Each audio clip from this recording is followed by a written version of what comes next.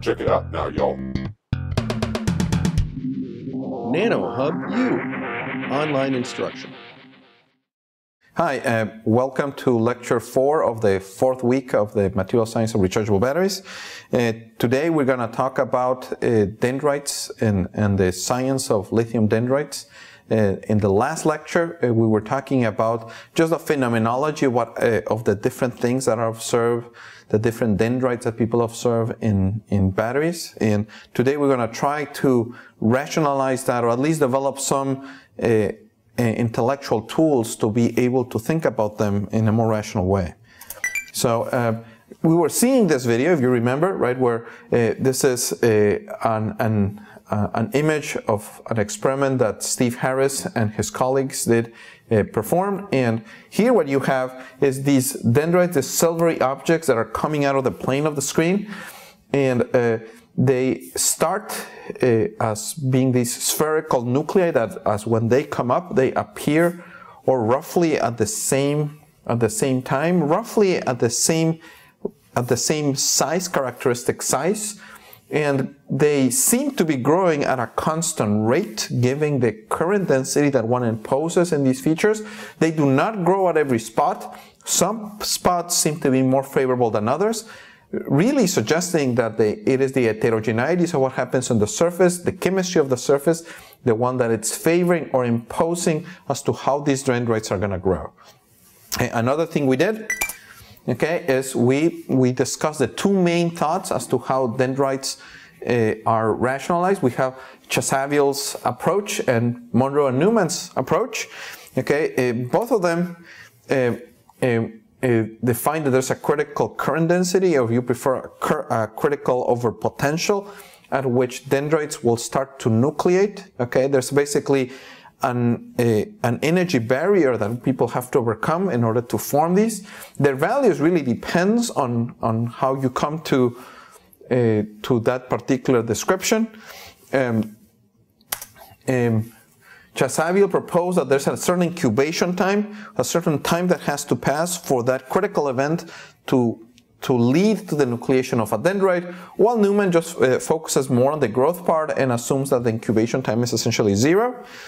And in the case of Chassaviel, he assumes that the growth rate, it's at a velocity that is proportional to the electric field or the external current density you apply on the system, while in Monroe and Newman assumed that the deposition rate is something that accelerates basically once the dendrite forms.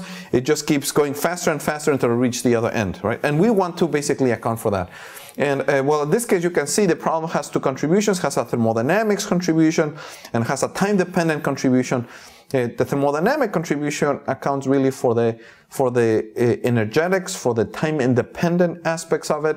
And if you think about it, if you try to account for the energetics of what constitutes, what forms a dendrite, what allows for a dendrite nuclei to form, and inspiring ourselves on the video that I just showed you, we can come up to a description that basically can be summarized in this slide, where here basically you have two contributions to the Gibbs free energy of the system. One where you have the volumetric contribution. In this case, R corresponds to the radius that dendrite may have, okay, and that is forming on a substrate, okay, and that volume has associated to that total free energy Gibbs free energy of transformation per unit volume times the local overpotential that dendrite, that nuclei is subjected to, so that the product of free energy per unit volume times volume gives us the energy of the system. In this case, in order to favor that growth, that free energy has to be negative, which will correspond really to this dash black curve as it's coming down. So as the size increases, the energy for transformation increases as r to the cube. So it's basically, this is always coming down.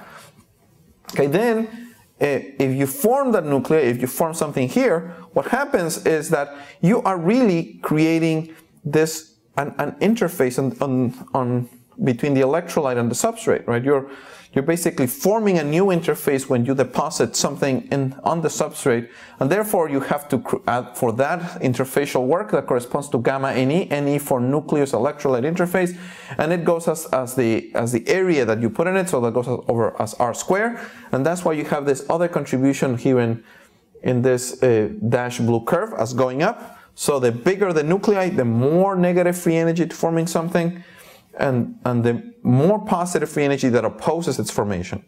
Okay, and well then, because we have created this interface, we have also destroyed the electrolyte substrate interface, basically this substrate over here, and we have replaced that interface with our nuclei of our deposit. So we have to basically destroy this substrate electrolyte interfacial energy and replace that area, that energetics, with this surface nucleus in this case here, and that difference corresponds to another area radius dependent contribution that is also accounted basically by that contribution there, right? So, and basically depending on how sticky that nucleus is, this difference of gamma Sn minus gamma Sc could be positive or negative, right? It will be negative if it's more likely for it to stick. If it really doesn't want to stick, then it'll be more positive, okay? And these two contributions may add or subtract to the total driving force for depositing something.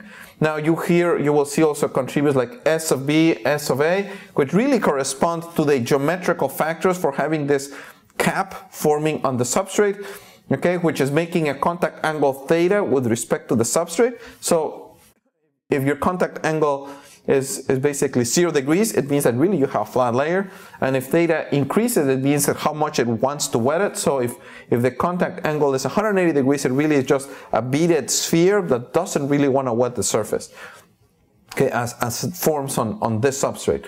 Okay, so those are the energetic contributions, and here you have the geometrical factors. You can find these in many classic textbooks on material science, okay, and if you do that, the energy that has to be overcome in order for finding a nucleus, in order for that nuclei to form, will correspond to the sum of the negative free energy contribution and the positive free energy contribution. If you sum both, it corresponds to this blue curve, okay, that corresponds for the case of when I apply a negative overpotential to the system. If there's no overpotential applied to the system, it really corresponds to this black curve, okay, that you see here. So you can see that in order for something to form, I have to somehow spend the energy associated to generating this interface, to creating this interface in order to form. And once I go over that hill, then the energy can come down and actually the system, the material will form. But you can see there's an energy penalty, some energy for nucleation that the system has to overcome in the absence of an overpotential. Now, if you put a negative overpotential, basically if you are plating the substrate, your energy barrier will come down. Okay, and when it comes down, it basically would make it easier for that dendrite to form, and therefore you favor it.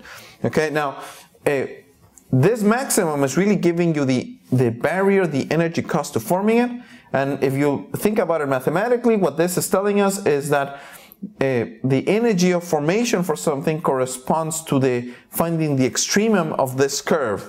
Okay, and this happens when you calculate the derivative of this thing with respect to R, and if you do that, you will find effectively this relationship where basically this R naught corresponds to that critical value and this eta naught corresponds to that critical potential. Experimentally, people have already been using relationships like this, so that simple thermodynamic construction allows you to recover something that already exists. The size of that critical energy is basically dependent on the contact angle of the system, okay, where in this case delta G naught corresponds to the Gibbs free energy of the critical free energy of formation in the absence of any overpotential, so that you can, by simply replacing R naught on the Gibbs free energy of the previous slide, in the absence of eta, you can calculate that delta G naught, okay, and then you can really find out how the chemistry of the surface and the potential actually does indeed impact the nucleation for one of these dendrites.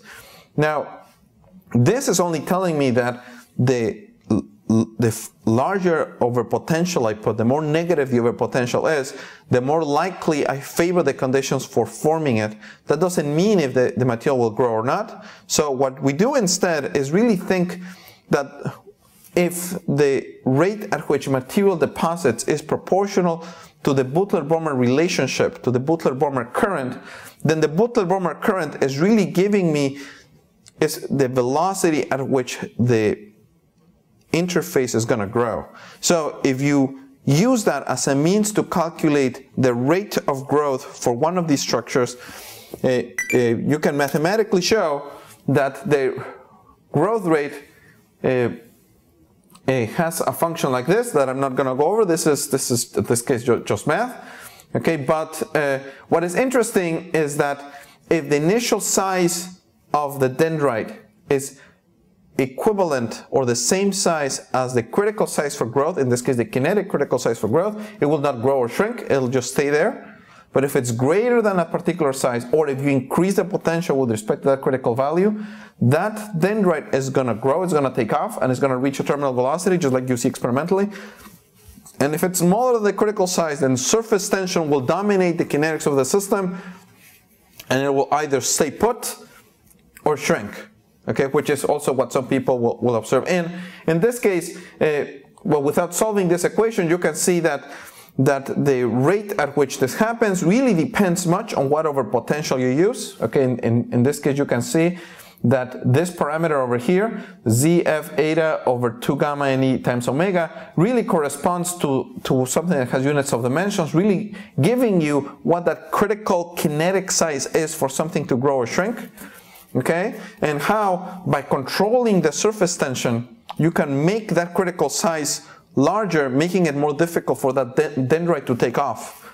Okay, in the x-axis, the way this was made dimensionless tells you that if you control the rate at which a material plates, the critical free energy of formation, or the surface tension or the temperature, you can effectively limit the rate at something will grow, but you will also limit the rate at which something will shrink. So in this case, these coefficients really give you an idea on, or the inverse of this prefactor that multiplies the actual time of the growth or shrinkage of the system, really give you an idea of the time scale of that, for that system, for it to develop. And it really gives you some thoughts as to what you have to do to engineer your substrate or to apply a current to your system. Notice that this number ZF eta 2 gamma over omega is very different than the critical kinetic radius. In fact, this number is larger than the thermodynamic radius for a nuclei to be stable. So now we have really a gap between the thermodynamic value at which something will form and the kinetic radius, which is something will actually grow. So what happens in between? Well, once these nuclei become thermodynamically stable, they can start interacting with each other if they're subjective to equivalent electrochemical local driving forces. You could expect that some of them will shrink at the expense of the other ones as a result of Oswald ripening type of interactions. And so you can summarize all of this in terms of the following map. Okay, what you will find is that if you plot in this case the critical radius as a function of the overpotential, you can see that the thermodynamic value is really decreasing and becomes, and basically merges with the kinetic radius. Okay, defining with that one regime, one large window of parameters, okay, of basically sizes or overpotentials, where the dendrites are expected to basically interact with each other and effectively incubate. Okay, below that value, okay, because those radii are thermodynamically unstable, they will not grow or shrink. Okay, they will just basically completely dissolve because they're not stable. And above this line, okay, which corresponds to the line above which they will just simply grow. Okay, so really it seems that we have three main regimes, and the length scale and the time scale at which this will happen really depends on the geometrical features as to the surfaces in which they form, so that if, for example, the particles in which they grow are comparable to the critical radius but right above it, you can think of particles being completely plated and growing in its surroundings. Okay, if your surface is perfectly flat and perfectly smooth, then you would expect that really you have to go through very large efforts in order to grow something that it's that is dendritic. And since, in fact, the best thing that could happen to you is that for that dendrite to grow, for that lithium deposit to grow flat. Okay, if you're in some intermediate dendrite where the roughness of the surface becomes important, then you can see this nucleating at those interfacial features. Or if you have SEI inhomogeneities, that's a region what you would expect will happen. And if you have very rough, very fine, rough features, that's where you expect at very high overpotentials where dendrites will form, which really correlates very well to these SEI inhomogeneities that develop in materials. Okay, now, of course, the interesting bit seems to be occurring right here in this window where it's thermodynamically stable, but it's not large enough to grow. So something in addition should happen there. So now in this case, what one would expect is that once we have a nuclei right at the top of the hill of that energy barrier where it can grow or shrink, it's really subjected to thermal fluctuations, so that locally it's going to be wiggling basically in size-wise, it's going to be increasing and decreasing in size. Some of them are going to be falling back down, others will be falling up, but effectively they're interacting with each other. And as they do that, that leads to some fluctuations in size, leading to a whole distribution, a log normal or Gaussian type distribution of islands, some of which will be able to overcome the barrier and still interact with each other. And as they happen, that will help that nuclei to grow at the expense. And you can see here that this fluctuations in size as a result of the thermal fluctuations will result in size fluctuations, which if one uses correctly, one can use classic nucleation and growth theory to basically predict the size of or the length scale at which those size will change. If one follows that, one finds that the atoms attached per second really are proportional, again, to the area that the system will has, which indeed is proportional to the size of the system. Okay, and if one uses this correctly, these thermally induced fluctuations can be used to effectively predict how much time is going to take to go from the thermodynamically stable limit to way over here when one has the kinetic limit. And as this system is basically performing a random walk in this energy versus size space, you will find that it takes some time, and the moment it reaches the kinetic regime, it'll effectively take off and grow. So if you plug all of that in, you will find a relationship that basically looks like this. You can see it is proportional, of course, still to the surface tension and the contact angle, and inversely proportional to the critical current. Okay, so there were several regimes that one can find here. So if you have that the overpotential that you apply is smaller than 2 times the critical or the characteristic overpotential, then you will find that the smallest incubation time will be proportional to 27/4 of the characteristic time scale for incubation, or it will be 1/3 of the, in this case, and it occurs for 1/3 of that characteristic potential, and it'll lead to the formation of dendrites that are 3/2 of the equilibrium radius for 8 = 0. Now, this is important because it means that even if your potential is very low, you can still lead to the formation of growing dendrites, and for very small. And in this case, those potentials could be as small as a few millivolts, which could be proportional to in this case the electrical noise in the system, leading to the formation of those dendrites. Now, if you do that if you instead apply a large overpotential, that will lead, as expected qualitatively, to very short incubation times. Okay, and those short incubation times, in this case, have to occur for potentials larger than 2.8 or not. Okay, and when that happens, then the incubation time will be really proportional to the Q, basically to the volume of the characteristic radius of the nuclei that is forming, where tau hat is really tau naught multiplied by this relationship, with R is the normalized radius and eta the normalized potential. Okay, but what is important here is really not the specific equations itself, but the fact that the incubation time is proportional to the size of the feature and the potential at which you're doing it. If you apply a large potential, you should expect, or a large overpotential, or if you prefer a large current density, you should expect for dendrites to grow faster and at a faster rate, nucleate at a faster rate, that you apply a very small overpotential, or just basically if you wait long enough, of course, you can always form them, of course, unless the energy barrier is too high. What is interesting from applying this description is that you can plot the incubation time as a function of radius, and what you will find is, depending on what voltage you use, you will always get a characteristic size of dendrite that will nucleate. Okay, you may have that characteristic size could be broad, in the sense you will have an average size and some broadness in size with respect to that average.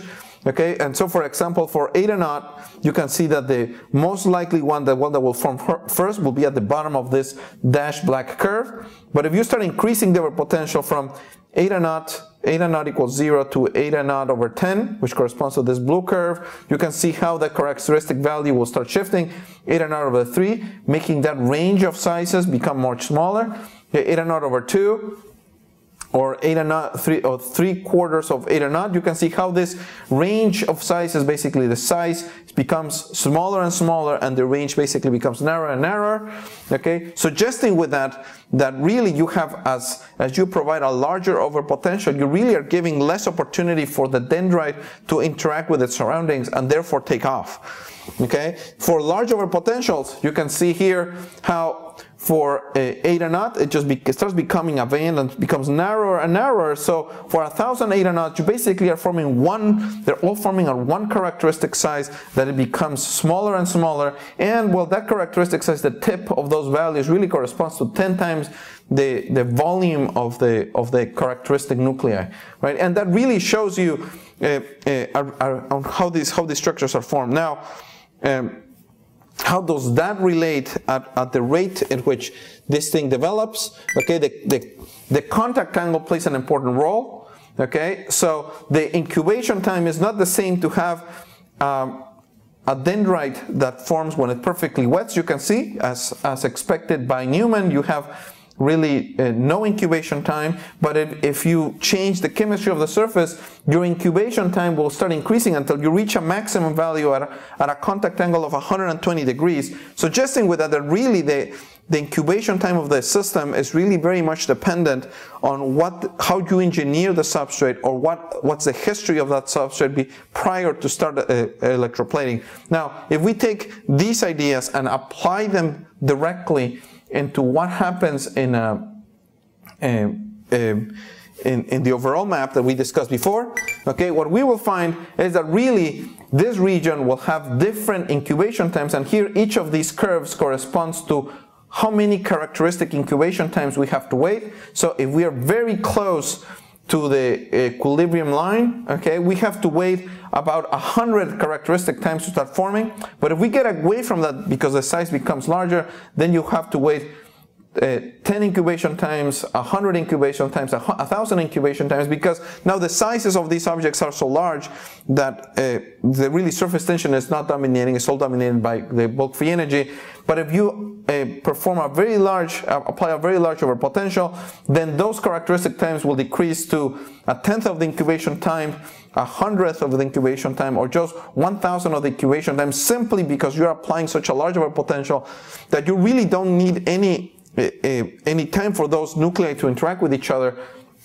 So what happens? Well, you really have these regimes where you should really expect that for low overpotentials, you will have a long incubation time, meaning that once you have formed a set of nuclei of dendrites, even if you store it away, even if you put a very, very tiny, it's just dominated by the internal electrochemical noise, you will have, just by storing that battery, that dendrite will keep growing regardless of what you do.